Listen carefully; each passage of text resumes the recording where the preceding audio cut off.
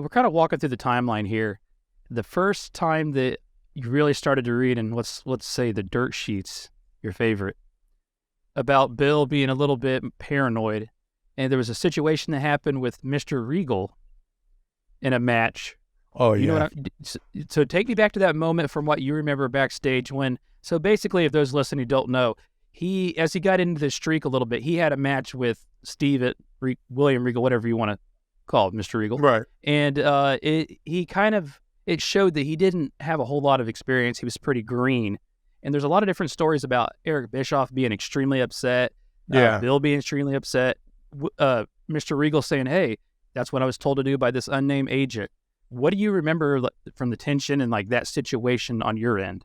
I think you put on, I don't have a good analogy, but you look at where Bill was going and he was red hot and he had all these matches. And so how do you keep him hot? You don't give him local talent. You give him the guys that have names in the company, right? And Regal has a certain style and a certain demeanor. But at the time, Regal just wasn't going to lay down and just, make it a bump fest. So again, I can't speak on it. I can only say the perception was Regal, I'm trying to think of the right way to say it without rubbing everybody the wrong way.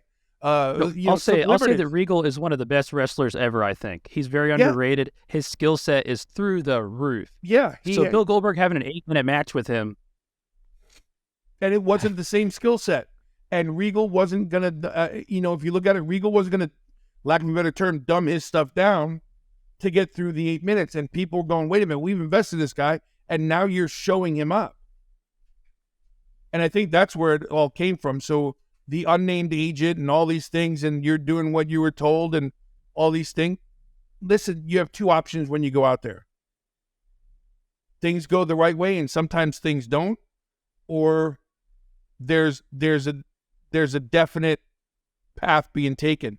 And so a lot of people would say, and I think, and I'm not talking about fans because, fans have their own opinion. I'm talking about the boys. A lot of the boys, good for you, Regal, and all this other stuff. And at the same time, bad for business. And so then I think that's when Bill's, rightfully so, anybody would put their guard up after that and think that now they're going to get bamboozled or shown up. And when you're trying your best and doing what you know and someone's outshining you and then going to slip on a banana peel, you're not really going to get over that way too many more times, So I think that was the whole thing was there was, somebody was putting a stick in the spikes and trying to stop the train. Don't let